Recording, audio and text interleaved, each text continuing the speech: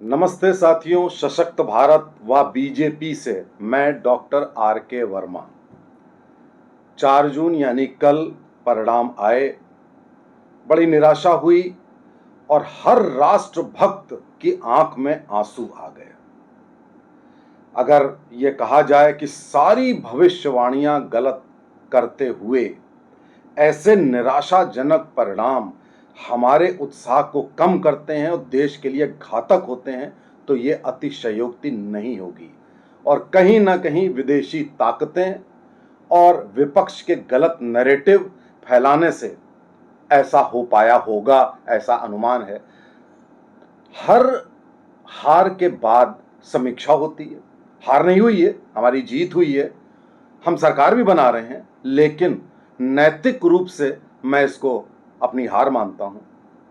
उसकी समीक्षा की जानी चाहिए और समीक्षा के साथ साथ यदि कुछ आलोचना के विषय बिंदु हैं तो वो भी डिस्कस किए जाने चाहिए ताकि हम आगे ऐसी गलतियां ना करें।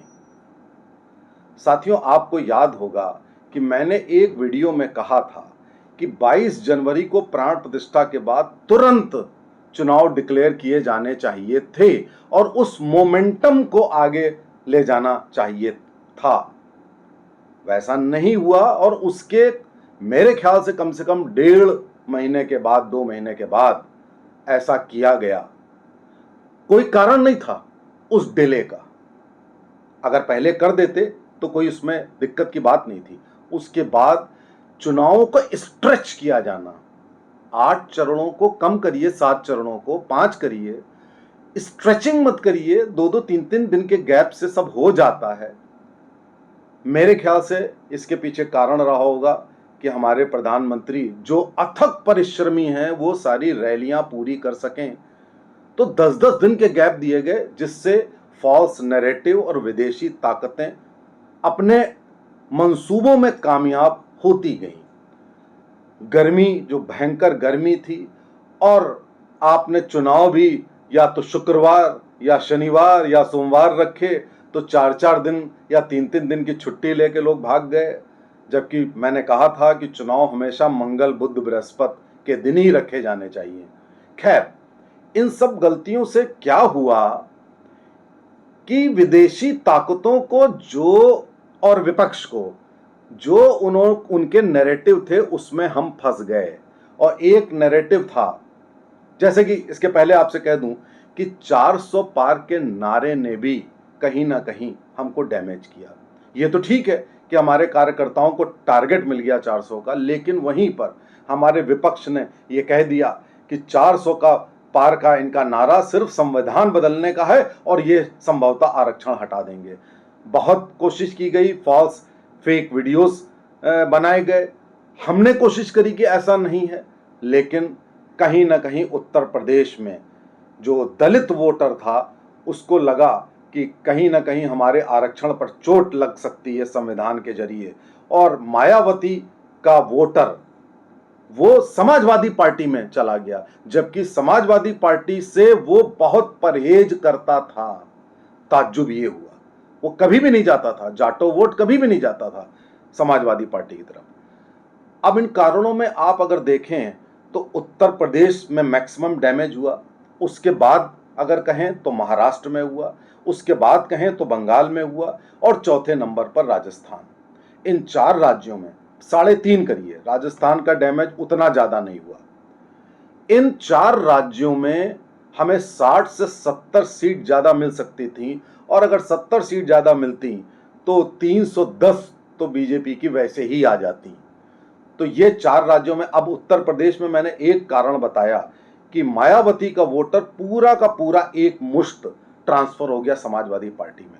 और ऐसा नहीं है, चुनाव लड़े गए हैं समाजवादी पार्टी, कांग्रेस, मायावती तीनों के द्वारा मिलकर, तब भी वोटर ट्रांसफर नहीं हुआ। लेकिन इस बार हो गया कि कहीं ना कहीं इस मुद्दे को आरक्षण से जोड़ दिया गया। लेकिन सवाल इस बात का भी उठता है कि जो घनघोर इलाके, लखनऊ, बनारस, उन सब जगह क्या हुआ? लखनऊ में 3.5 लाख वोट से जीतने वाले बीजेपी के कैंडिडेट 1.25 लाख, 1.5 लाख पे कैसे आ गए? बनारस में 1.5 लाख में कैसे आ गए? तो कहीं ना कहीं कुछ तो ऐसा हुआ है जिससे हमारा शहरी वोटर भी नाराज हुआ है। जैसे कि व्यापारी नाराज रहते थे। व्यापारियों की नाराजगी के कुछ जेन्युइन कारण हैं। मैं जीएसटी की बात नहीं कर रहा हूं। व्यापारी फ्रेंडली माहौल क्रिएट नहीं हो पाता है। अब जैसे मैं उत्तर प्रदेश का उदाहरण लूं, उत्तर प्रदेश में कानून व्यवस्था पे बढ़िया कार्य हुआ है, माफियाओं पे बुलडोजर चला है, वहां तो जनता सेटिस्फाइड है, लेकिन उतना क्या पर्याप्त है? क्या व्यापार नहीं होना चाहिए? क्या उद्योग नहीं होने चाहिए? क्या भ्रष्टाचार खत्म नहीं होना चाहिए? तो उत्तर प्रदेश अगर कहें सही मायने में, तो गुजरात में जो 2002 से 2012 तक नरेंद्र मोदी ने जो माहौल पैदा किया था, वो माहौल इन 7 सालों में हम उत्तर प्रदेश में पैदा नहीं कर पाए। और जब वो माहौल पैदा नहीं होता है तो हमारे ऊपर जातिवाद हावी हो जाता है। 2014 में जातिवाद हावी नहीं हुआ था और 2019 में भी नहीं हुआ था, इस बार हावी हुआ। और ऐसा जातिवाद था जो पार्टी के जातिवाद से प्रभावित था। अब लखनऊ में आप अगर देखें तो हमारा कैंडिडेट समाजवादी पार्टी का मेहरोत्रा था। मेहरोत्रा कितने होंगे लखनऊ में? 5-10 हजार, लेकिन उसको लाखों वोट मिले। और लखनऊ के 2 विधानसभा क्षेत्र में तो उसको बीजेपी से कहीं ज्यादा, बीजेपी के सीनियर वरिष्ठ राजनाथ सिंह जी की तुलना में कहीं ज्यादा वोट मिले। क्या कारण हो सकता है इसके पीछे? कैंडिडेट की जातिवाद का कारण तो हो नहीं सकता। जातिवाद का कारण है तो पार्टी की जातिवाद जो है उससे आपका वोटर जुड़ता है। तो मैंने पहले भी कहा था कि बीजेपी जातिवाद से ना जुड़े, बल्कि अपने वोटरों का ध्यान करे। और वोटरों का ध्यान, कहीं ना कहीं वोटरों की शिकायत रहती है कि हमारी पार्टी सबका साथ, सबका विश्वास में बिलीव करती है। उन लोगों का भी विश्वास पाना चाहती है जिन लोगों ने पूरे के पूरे गांव ने मकान ले लिए, शौचालय ले लिए, गैस ले ली, बैंक अकाउंट खोल लिए, राशन ले लिया, सब कुछ ले लिया और वोट दिया देशद्रोही ताकतों को। आपको नहीं दिया।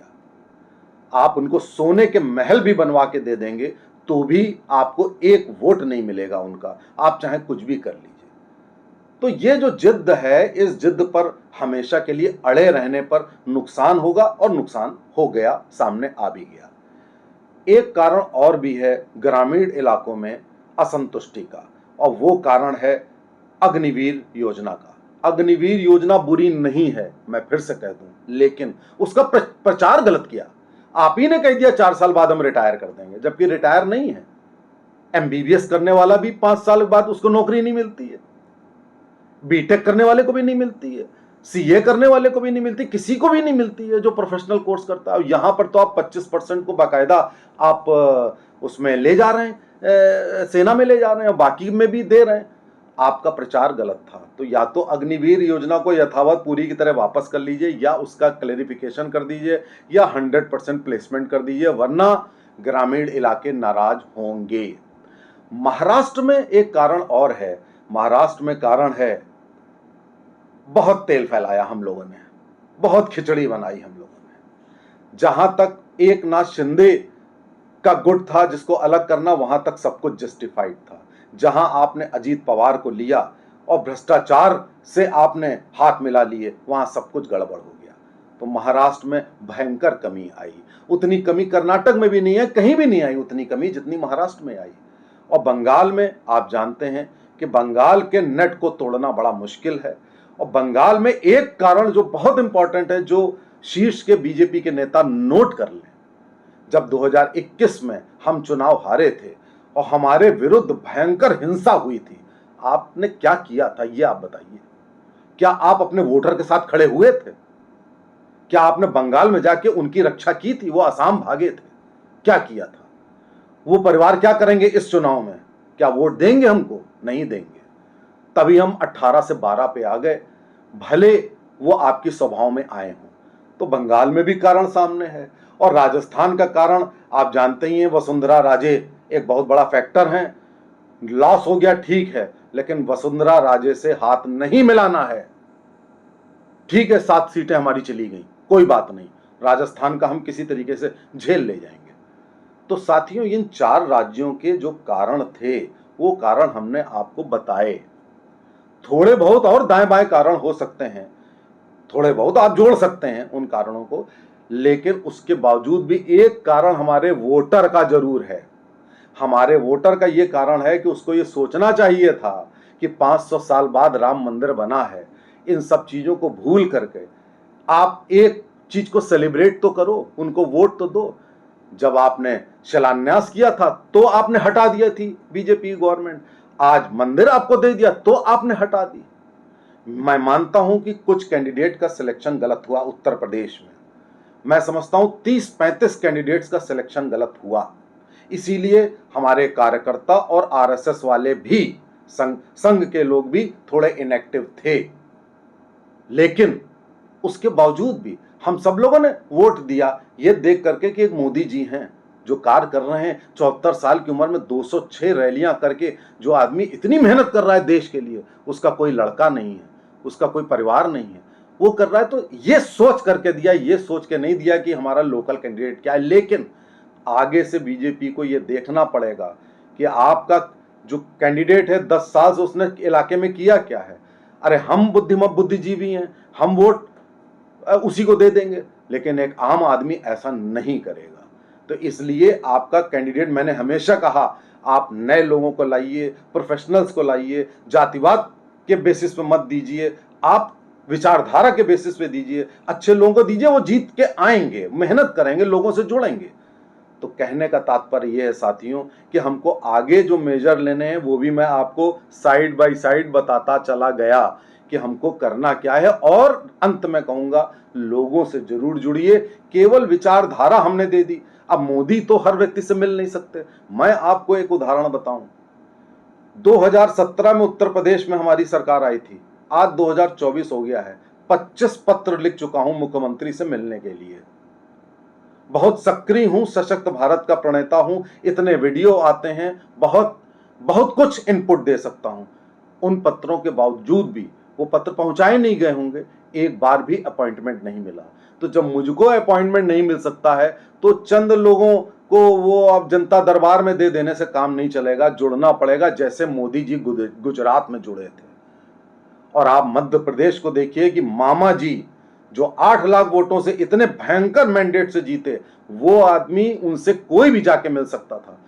वो एक आइडियल मुख्यमंत्री थे जिसका इस चुनाव परिणाम में आपको रिजल्ट मिला है। आइडियल थे, लोगों से भी जुड़े रहे, लोगों से भी मिलते रहे, सारी योजनाएं भी चलाते रहे और बुलडोजर भी चलाया, तभी 29 में 29 मिले हैं और वहां पे कोई फर्क नहीं पड़ा। मध्य प्रदेश का चुनाव ऐसा था जो केवल मामा जी शिवराज सिंह चौहान के बदौलत हम जीते हैं।